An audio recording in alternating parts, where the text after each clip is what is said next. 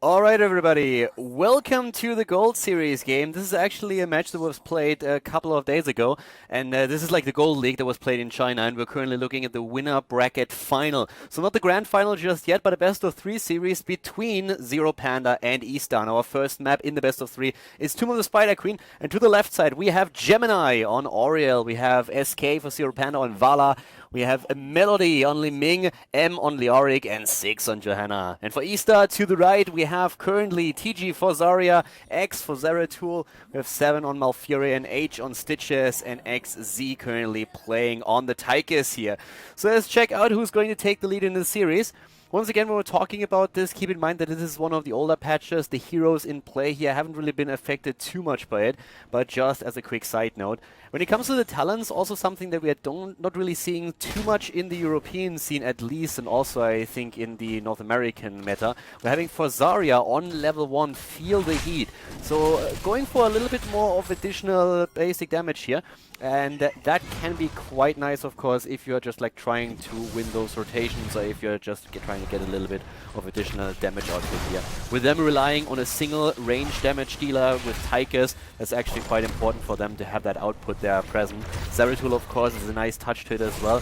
Gains a lot of popularity in the recent past, but at this point we have up to the top lane Zeratul just laning against Leoric. So they're already reverting the usual style that we see on the map, where you have a rotation between the mid and the top lane, and you have your solo lane down at the bottom of the map. Instead, both of the teams are currently starting rotations between the lower 2 lanes and have the top lane as their solo, where we are now currently seeing Leoric doing actually quite well. As expected, for M, we are currently seeing on his Leoric Hopelessness as the talent on level 1, so increasing the Drain Hope range. I guess Tomb of the Spider Queen is actually one of the few maps where you sometimes see reanimation taken, just because it's so easy to get those stacks with the globes together. But when you play Leoric, you will see 95% of the cases a Leoric player going for the extended range, since it's one of the talents that really makes and breaks the hero in a lot of situations, and especially in teamfight scenarios then later on. With Zeratul on the opponent's team, the first thing that ZeroPanda's Liming actually did was go into the Force Armor here on level 1. Quite important to get a little bit of additional resistance that she can later on use to just have that survivability. Because Zeratul is going to look for kills on Oriel, on Vala, and on Liming, depending on how the fights are measuring up. Right now, both the teams do just like aiming for the objective, of course, so both extremely careful they're not being caught out here. And Zeratul himself, more or less stuck on lane for long parts of the early game, won't really have a huge impact, so he can't just simply start moving into the lane and try to get a kill here, which takes a little bit of the potential away from the red team, at least for now. But EStar is a team that is known to be very aggressive, and we are shortly going to see quite a bit of action happening here. With the Chinese meta, of course, also those traps in those brushes are one of the things that we're going to look out for. It's one of the things that China has always been very well known for. With level 4, we are already seeing for Zarya here, I am the strongest, so going for the additional barrier strength, having a bit more damage that it can absorb. And for Johanna, as one of the main wave play heroes in the game, we are seeing the Laws of Hope here. And this is actually also an interesting touch. Laws of Hope, probably the most important and most popular talent on Johanna, gives a lot of survivability. And there was recently also on Reddit a post that just explained the math behind it and talked a bit about the alternatives with Amplify Healing, and showed pretty clearly that Laws of Hope in nearly every scenario will always be the better talent. Even in a double healer setup, it usually is still superior to Amplify Healing. So Johanna gains a little bit of sustainability with this, also takes pressure off the healer, in this case Oriel, since she has some extra survivability on her own with the Iron Skin as her trait, of course, as well, whereas Oriel can then focus on other heroes to heal. And on top of that, with Leoric and Johanna, 2 frontliners that have a lot of wave clear here in the game as well. And on Tomb of the Spider Queen, one of the highest priorities that you have when you're looking for the draft is, of course, wave clear, since you can just dominate the objective, and with the objective and the web weavers try to even snowball the game a little bit. So a very well-rounded draft here for the blue team. But when we're looking at the setup that we have for EStar, then you can immediately realize that especially Tychus is going to have a huge impact here. Not only does he have the shields available through Zarya, but he has also Malfurion behind him. There's a cooldown reduction there. He has 2 good targets. One target actually in this case already down. It's Liming, not really a priority target for Tychus, but if he can get close enough, of course, he's going to take that kill. Already turn-in attempt here from EStar. And now it's slowly the time where with the turn-in, we could actually see Zeratul start to have a bigger impact on that game. The one thing that I wanted to highlight real quickly while we have Johanna here is that if you're a Johanna player yourself, you're probably quite happy that she's starting to make her way back into the meta, but also the management of your trade is incredibly important. When you're looking at lower level Johannas, one of the things that immediately comes to mind is that they are just spamming out their trade when they start to engage into a fight, and they don't really use it to retreat or even to just block stuns of the opponent's teams, which is exceptionally important, especially since the cooldown is quite high. If you want to improve your own Johanna play, then one of the things to watch out first is probably the amount and time when you start to use your Iron Skin. So with that in mind, we have the Red Web Weavers descending for the first time in the game. Both of the teams have reached level 7, and especially Vala going straight into that wave play with the Arsenal now as well. The cooldown reduction and the multi-shot, of course, also another benefit of the talent here. Trying to just have enough wave play in addition to the Oregon Johanna. But still the Web Weavers for the opponent's team first. Johanna moving in, trying to clear the wave as fast as she can. And with a level 7, we're having Zarya going even more into the attacks at this point. To the limit is being taken here. So the basic attacks are starting to become a huge problem here for the opponent's team with Feel the Heat, Synergy through the level 1 talent. Definitely a very different build from what we usually observe in the European and North American meta. When looking at the rest of the setup though, it's pretty much what you would expect, especially looking at a damage dealer like Tychus who went for In the Rhythm here as the level 4 talent. He of course has 2 tanks against him, but nothing really that hit point heavy that he's forced to go into the bigger they are. So In the Rhythm, we have at least for now trying to get those additional stacks going for himself. Malfurion even making a slight adjustment with his level 1 talent, going into the scouting drone, since especially in Tomb of the Spider Queen, it's incredibly important to have that extra vision over the turn-in spot to try and dominate the objective and making sure that you know when your opponent is turning in, that you know when to try and interrupt. So currently, their match is going extremely well. For Stitches, they also have a very sustainable build on his part, going into the Amplified Healing as a level 4 talent, having besides that Toxic Gas and also the Hungry for More now taken. So you really want to build him up as one of these heavy hit point frontline heroes that can just soak a ton of damage. And that is also going to make him a priority target for a hero like Leoric, who's going to try and use his Drain Hope on him if he can, since it's going to help him out quite a lot and of course reduce the hit points in just a few seconds. Up down to the bot lane, Zarya taking a camp in the meantime, helping that push that is currently starting here. And we have level 10 already on the board for EStar, so they really start to dominate this. And ideally they would like to turn in again so that they have a second Web Weaver wave before the opponent is even able to get in the first one. So the blue team's job is really to try and complete their own turn-in. And for the red team, it's important to just deny as long as they can that turn-in. And so far, they're actually doing very, very well. They collect a few more gems and are now in a position where they themselves could start with the second turn-in. And as long as level 10 is there, they have a very good chance at making this happen. Since the blue team can't really venture out too far, they don't want to engage into a battle. But now they have level 10 themselves, and finally an opportunity to maybe start one of these fights here. Johanna going into the Blessed Shield, trying to get the stuns in. Tomb already used by Leoric, didn't really get the kill that he wanted by it. We have also the drill on the side of Tychus, not going into Odin. And of course, Panda by now, or ZeroPanda's X by now, is going with the Zeratul on the hunt, trying to see if the good Void Prison can start that setup that they really want here. We also have the Expulsion Zone taken on Zarya, and both of the teams just angling for the objective right now and trying to control both the turning points. Zeratul is, of course, with a build that is very popular these days, with the Wormhole and the Warple Blades, extremely mobile already this early on in the game and can always start poking. Tychus with a bit of a flank here, but needs to be careful. Here's the Stray, Blessed Shield being used, but Johanna needs to move back. Auriel already with her own ult, but it looks like she is going to fall eventually. Moves into the Void Prison. Zeratul takes her down. Here comes Tychus again, tries to go in with a second kill, but the blue team has at least completed their own turn-in, and now Web Weavers will descend for them. That takes at least a bit of the sting away that was the death of Auriel. If the Web Weavers would have returned for the red team right now, that could have led to a lot of momentum for ZeroPanda, for EStar of course, which would have made things even worse. But still, the Web Weavers, they of course give them a little bit of time to recuperate here, but it's not really looking like they're going to do too much. With Auriel just now joining the fight again, the blue team had to be very, very careful here, couldn't really move out too far. Now they can finally join up in force and try and fight again, but they already lost the Web Weaver up at the top lane. Bot lane will follow soon, so they are currently just focusing their attention onto the mid lane and try to at least get something done here. A few towers have already fallen, but of course the goal is to at least drop the well here, which they will achieve. Ideally, a kill off the fort would be quite nice and also give them additional experience points, but ZeroPanda, or sorry, EStar is already in position to make that happen. A lot of pandas in this game for sure. Look at how many gems we already see on Johanna. 40 in total, and if they can turn in again, it would be great, but both the teams are in a similar situation with this. If Johanna, on the other hand, dies, that would be a disaster, and she's moving back as is already. We have Leoric missing his Drain Hope against Stitches. That was definitely a problem. Stitches goes in with a Putrid Bile, slows them down. Li Ming is dead. That's 3 kills against 0 already, whereas Oriel drops her ult to save herself. Gemini is attempting to retreat here, but another death, this time of Vala, is just putting momentum into the hands of Team EStar.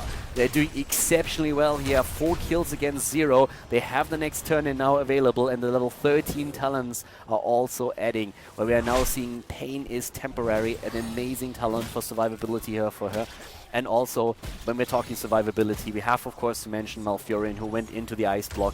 Amazing talent for him as well. Any kind of burst that we could see coming out of the blue team, even an Entomb, could be dodged here for quite some time.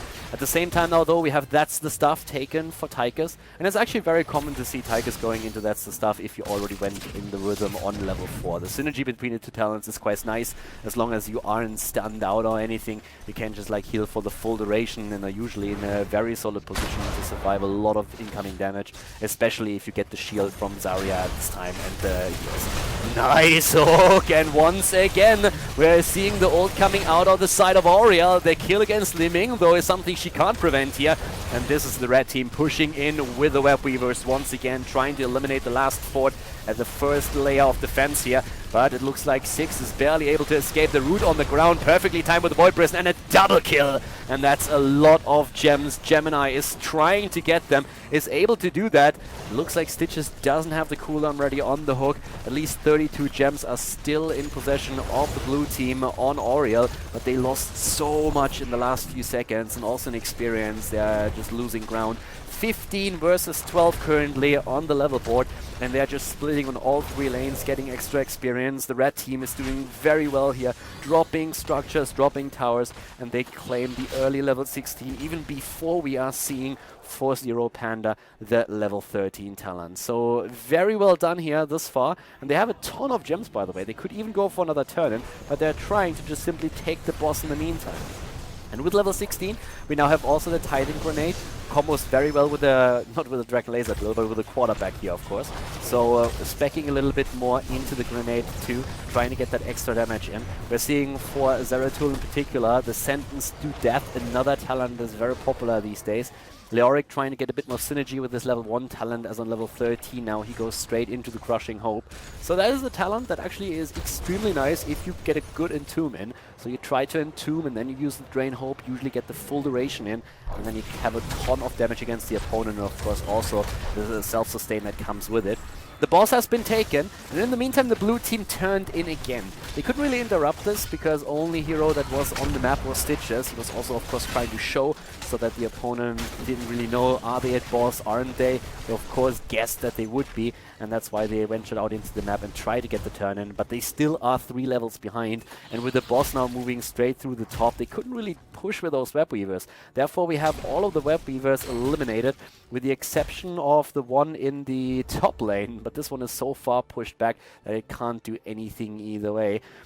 A little bit more AoE damage thanks to Johanna with a Burning Rage here, so the wave clear is quite strong for them still, but they really have a problem in these fights to go through the opponent's team, especially of course since we are currently looking at those Void Prisons that usually isolate the backline while the rest of the team is attempting to get a kill. Having Stitches on the opponent's team doesn't make your situation any easier, since those hooks that we've seen so far have been very solid and are just a constant threat. So the red team has a composition that has a lot of teamfight potential, but is also set up for isolation kills if Stitches gets the hook, and he went into Fishing Hook as a level 16 talent now too. Tries to get a blind one in here, and the immediate follow-up of course with a root by Malfurion on the ground. It's one of the most popular comps that we've seen for months and months on end now. Stitches plus a hero that can lock the target in place. In this case, the Malfurion with the roots, and they're just dancing around the turning spot again since the red team can get another Web Weaver wave. But first of all, they get Oriel. Oriel going for the Aegis. Nice VP in the back line, and that leaves Oriel hanging there very much alone. She's down. And with the healer gone, Vala is eliminated next with Johanna dying third. Leoric trying to escape the hook against Li Ming. Puts all of a sudden her also into trouble. Yeah, you can try and run, but you won't be able to hide, my friend. Over here, looks like the Auric at least is able to move back. Or is he? Barely, but Li Ming is still eliminated. 11 kills against 0. A fantastic game played so far by the red team, and they are doing exceptionally well, as you can see. The coordination is really there. The Zeratul having a massive impact currently on the plays. The Void Prisons in the back line are very nice. So if you're trying to play with a Zeratul, we usually see teams going for two variations. Either you have Zeratul that is trying to help you isolating a target. Let's say you go for a quick Void Prison against the hero, you have a Falset in the team and you Mighty Gust, or you have the Stitches that hooks and you isolate the backline. But what they've been doing so far is just trying to always isolate the damage dealers while they are dealing with the front. And they normally always manage to get at least one kill before they turn on the rest of them. Once again, big team fight in the middle, no level 16 talent, and again problems on the side of Vala. Down she goes, and so does Leoric, but the counter kill against Zeratul. First kill for ZeroPanda in this game. Web Weavers are coming down now for the red team, and that might be an opportunity to also drop the first keep, especially if they get another kill. Hook against Li Ming, she teleports away, but the rest of the team is starting to push in, and Web Weavers on all fronts, all lanes, are starting to go straight for the keeps here. So a desperate attempt to somehow defend here by ZeroPanda, but it doesn't look good. Truth be told, top lane is already getting pressured, but that could be a good turnaround. Once again, Expulsion Zone is being used to push the heroes away, though, as we see Leoric isolate them with the Entomb. Well done here. Zarya saving the two teammates, making sure that nobody could enter the Entomb to take them down, and that even results in a kill. So now we have two heroes down on the side of the blue team, and we have, of course, EStar pressuring those keeps. The top keep already down, the mid keep is about to fall. Tychus falling first though, but down to the bottom of the map, another Web Weaver is making sure that at least keep number 2 is falling. Oh, is he? Yeah, there we go. Alright, 2 keeps lost, the core also being scratched here at least a little bit, or at least the shields are, I should say. But we have 15 kills against 2 in the game, level 20 by now, and that of course leaves us with a Grenadier on the side of Zarya. So a little bit more grenade action for them. We're seeing the rewind for Zeratul, we have Storm Shield on the side of Malfurion, the Bolt of the Storm for Stitches, and of course the Bob and Weave on the side of Tychus, who's going to have a lot of fun with that added mobility. At least for now, we have level 16 talents looking at ZeroPanda, and with that they have a little bit more heal ability on the side of Oriel, who went straight into the Reservoir of Hope. We also have the Frost Shot for Vala, which is an amazing control talent for those fights later on, allows her to poke from a safer distance. And with newfound confidence, the blue team trying to get an isolation kill, but once more, Oriel Void Prison cannot provide any heals. The rest of the team taking a huge amount of damage. Just now Li Ming finally arriving, but it's already too late. The blue team thought they could go for an isolation kill, but it turned out to be more of a trap than anything else. A masterful bait that we just saw there. And with this, we have another 4 heroes eliminated. Only Johanna surviving. And that is, of course, the moment when the red team, when Team EStar decides to go straight for the core. 17 seconds still on the side of Leoric, 20 for Vala to come back into the game, and this just doesn't look good. They're straight up going for Johanna. Johanna is trying to force them back, but we have Malfurion even throwing out his tranquility. There's nothing really to stop them. Leoric himself can't really do too much about it, and this is going to be the end of game number 1 here in the best of 3 series at the Gold League Finals, at the winner bracket final. GG, well played. We're going to jump into game number 2.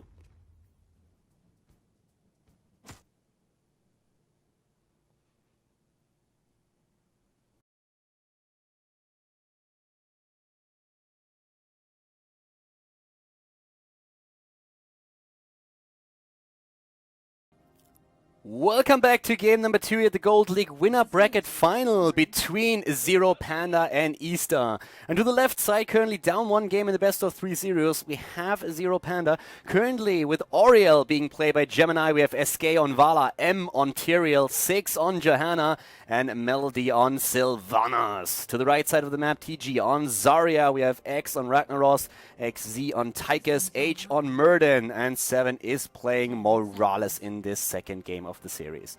Now, the red team is, of course, slightly ahead after the victory on Tomb of the Spider Queen, but this is a very similar map when it comes to the priorities of what you are trying to do during your draft. Wave clear is incredibly important. You, of course, attempt always to go for those Zerg waves that you can get here. The big difference between the two maps is definitely that we have an only 2-lane map here, whereas Tomb of the Spider Queen, of course, has 3 maps that you can also reach very quickly. It's a little bit more difficult when you're looking at Praxis, Khaldor, just simply because the distance between those 2 lanes is pretty huge, so you can't just simply rotate over within a moment. And Sylvanas is a big asset to the red team right now. Good damage against Oriel here. Ragnaros is being played currently, and we have again a Zarya comp on the side of EStar, heading once more into Feel the Heat as the level 1 talent for the extra damage. The Sylvanas, of course, always a huge asset on any kind of map where you have the objective pushing for the team. That can be in Infernal Shrine where you have the Punisher. It can be, of course, Battlefield of Eternity where we're talking about the Immortal. But in this map in particular, if you are able to just annihilate your opponent's structures, you are in an absolutely fantastic position with a Zerg where to do a lot of damage. The level 1 talent, this time a Mercenary Queen being taken here, so trying to go straight for a little bit of the setup where they can also get additional value out of mercenaries that they gain on the map. We have currently Ragnaros rotating down to the bot lane. Normally you will see him as the solo laner, and this is a very interesting split already. This goes basically against all the meta setups that we've seen so far in the past, where normally you have a dedicated solo lane with only 1 hero and then a 4-man setup. So the red team is currently trying to go for again this particular split, but it doesn't really work out for them properly because the blue team is very eager to try and get a Sylvanas push going. So they will send 1 hero to another lane and then rotate with 3 more later on to just try and get the setup, forcing also in this case now Ragnaros to go for Molten Core very early in the game just to make sure that they are not losing too many structures against the Sylvanas push. Up to the top lane, we have at this time Tyrael taking over the first beacon for the blue team, but down to the bottom of the map now in a 4 versus 3 setup, we have EStar claiming 1 beacon themselves, of course. Looking at the additional talents right now, one of the things that we should probably point out as well is that Murden went into the perfect storm, especially in the Korean and the Chinese meta. It's very popular to stack some extra damage on the hero. Morales is being used, something that we haven't really talked about too much, but we don't really see Morales too often in competitive play. Every now and then she is making an appearance. It's definitely not like she's not played at all, but really cool to see that we have her in this particular setup right now as well. So Morales, of course, a hero that depends hugely on good positioning, and she's always keeping herself in the back. One of the advantages, of course, that they have with this setup, the Team EStar that is that it's very difficult for the blue team to get close enough to Morales to really put pressure on her, since they don't have a hero that can jump into the backline easily without exposing themselves too much in the process. I guess Tyrael could do it with Judgment as a pick on level 10, but let's be honest, when was the last time we've seen Judgment in a competitive play? It has been quite some time. Sanctification is just way too good to let it go here. Also Ragnaros going into Sulfuras build with Sulfuras Hunger as the level 1 talent and going straight for the globes on level 4 of his quest talent, trying to complete that. Big fight now here at the bottom of the map, a 5 versus 4 in favor of Team... good kill. In favor of Team ZeroPanda, they get the kill against Muradin, but that of course left also up at the top lane not only Ragnaros very much alone, but also the team in possession of 2 beacons, and it results in a nearly 100% versus 0% wave that we see here. So a massive setback here for the blue team already, also because they just can't get any big value out of Sylvanas pushing with their own wave. They don't necessarily need to win the wave, but they need to at least get a certain amount to make sure that they have a bit of push potential that they can then enhance with Sylvanas. But that wasn't the case here at all. Those few Zerglings spawning at the bot lane were easily depushed by Tychus alone. So up here at the top, Sylvanas can just simply help out with the defense and burst these waves down, which she of course immediately did. Level 4 talent for her also with the wind right now. trying to go for the increased range, and therefore also losing a little bit of the hero damage potential that we see on Sylvanas when you're trying to go for the cooldown reduction with a Shadow Dagger against heroes. It usually works very well with the level 16 talent synergy as well with the Cold Embrace, but for now at least they have to rely on keeping Sylvanas a little bit farther to the back, and that's one of the reasons why Sylvanas going for the talent here. So a little bit of an adjustment made already. We're also seeing a quick change when we look at Zarya and her choices compared to the first game that we've seen here. Defensive shielding taken now, so once again trying to have more survivability with the setup here, and that is definitely going to especially work with Ragnaros, who is of course a hero that we need to keep alive. He is still a melee hero and is oftentimes focused by the opponent if they can get a hold on him, but overall they have a very, very solid setup. It's going to be very difficult to just like kill heroes here, especially with Ragnaros and his Sulfuras giving him the self-sustain. We have of course then also Muradin, who's already working towards the sustain build with also his cooldown reduction on level 7 he was spec'd into. Yeah, there we have a kill against Sylvanas now as well. Great gank against her. But talking Muradin, he went on level 1, or sorry, on level 4 already in the little Thunderburn, so it's very likely that we're going to see healing static here after all later on too. Then the battle momentum for him, or the battle momentum variation, so that he can get cooldown reduction later on with his avatar. He will have even more sustain here. Having Morales behind all of this is going to help too. So there's a ton of team fight ability on the side of the red team here. EStar has done a great job with the draft. Up to the top lane now, Ragnaros just trying to defend here, and once more of course Sulfuras just hammered into the ground. Johanna's rotating back down and is attempting to help the team out, but we have once more the beacons activating on the map here.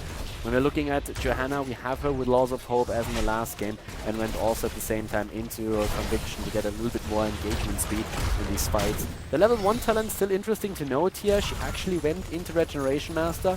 It's a talent that you see mostly on big globe maps, where, as on Tomb of the Spider Queen, you are able to very easily stack the talent. On this map, it doesn't really do too much. One of the reasons why she was really a little bit probably cautious to take the talent is that we have Tychus, of course, here. And with his auto attack speed, it's one of those things where Reinforce gets just obliterated way too fast. So apparently Johanna, thinking that she won't get too much value out of the talent, instead went into the Regeneration Master. That being said, we have now with level 10 just around the corner for EStar, the blue team manning up as 5 again and finally capturing one of the beacons at the bot lane.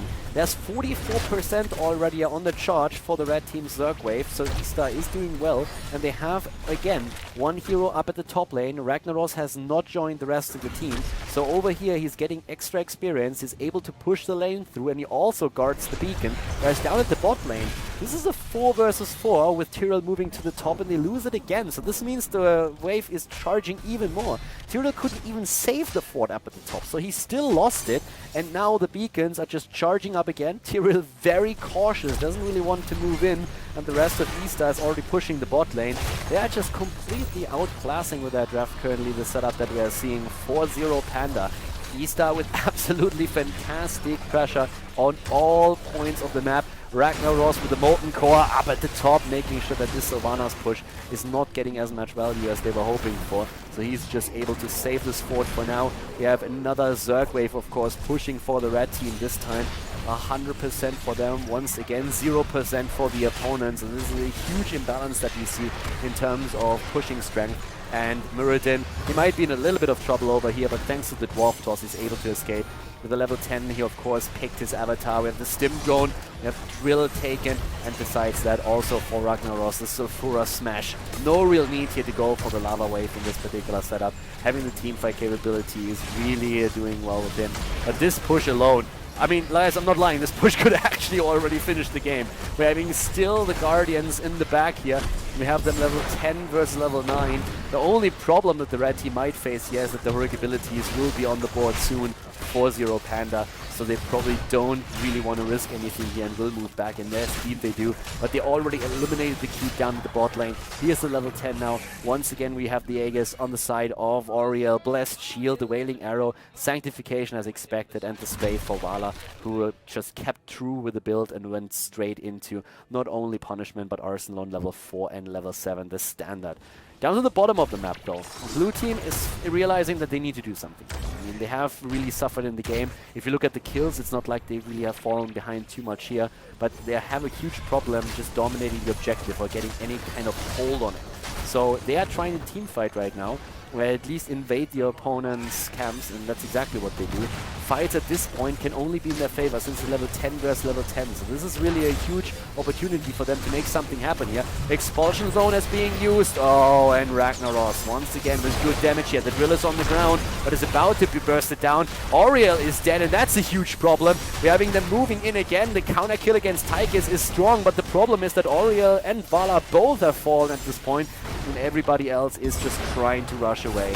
Already we have up to the top lane an attempt to just kill off Johanna. Down to the bottom lane we are currently seeing Zero's M on Turiel and also Sylvanas rushing away once more. Look, by the way, at Muradin here with a stim drone, like he's going full ham on that. Doesn't really get too much of the auto attacks here. I could have understood like that stim drone choice a little bit more with him going for Skullcracker on level 7, but he didn't actually do that.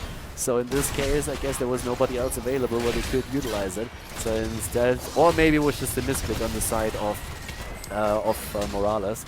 It's kind of interesting to see it still though, because if you think about it, the cooldown reduction that Muradin gets through those auto attacks is still quite nice.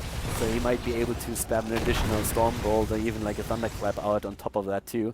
But yeah, at this point, it doesn't really matter too much. It feels really like the blue team has just massive problems getting enough damage in those fights out on a target to really win against all the sustain that we have with Zarya, the shields, the expulsion alone. On top of that, of course, and also again the combo within the rhythm and also the level 13 talent with that's the stuff, giving even Tychus more sustain. Having the Morales behind that, who went into the couples therapy right now.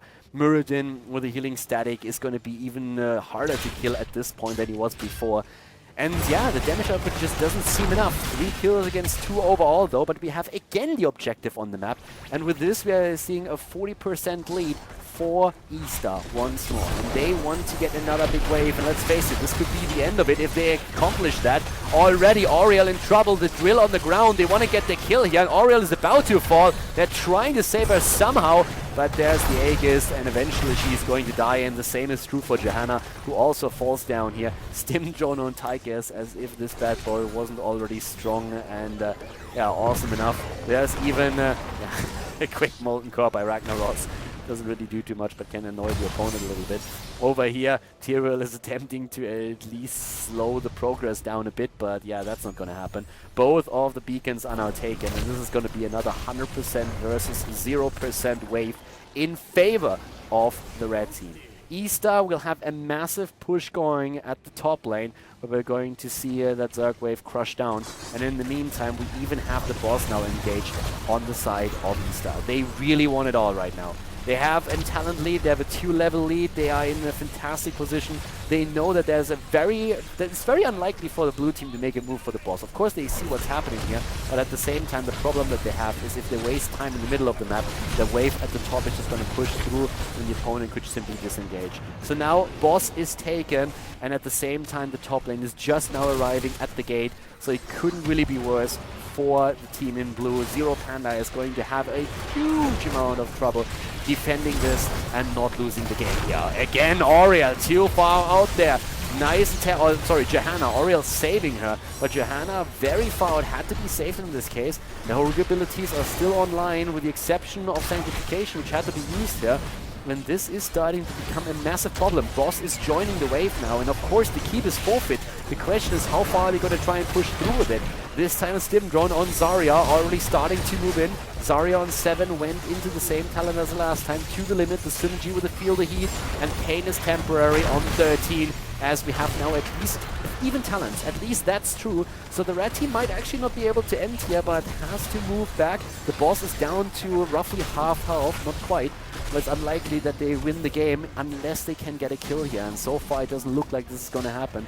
The bot lane is pushing through, and well, yes, the core is already getting stretched, at least the shields are, but the 3 catapults are depushed by Johanna, taking those down, having now on level 13 also the Burning Rage. And when we're talking about the 13 talents, Gloom has been picked for Vala, trying to give her a little bit more sustainability in these fights, and just having a tool with which she can easily negate some of the ability damage that comes in. Also, we should probably point out that we have now the Will of the Forsaken on the side of Sylvanas, so she has at least a panic button that will make her unstoppable for 3 seconds, and with that she is just easily able to move out of these situations if she gets caught. The big problem for ZeroPanda is still that the experience lead that we have for the opponent's team is massive. So the level 16 talent is something they will have to face in a few seconds, and with them already losing both of their keeps, they can of course also not really allow to let these lanes being pushed in by catapults, or they will eventually lose core damage. And that is something that they have to avoid at all costs right now, and they also have to simply make sure that they get a wave.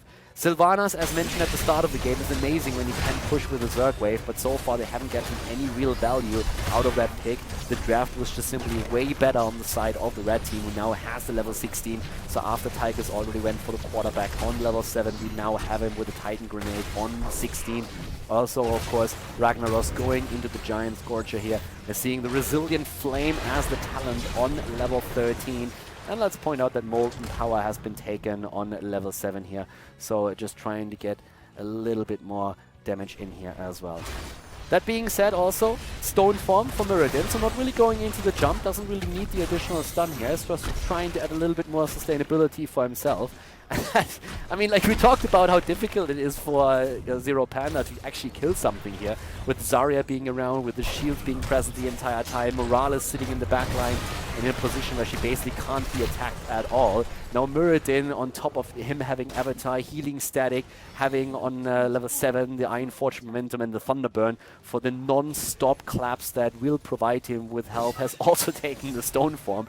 And that is just absolutely brutal. Both of the beacons have been claimed now, and this is really where the blue team doesn't have a chance anymore. Or, well, sorry, doesn't have a choice anymore.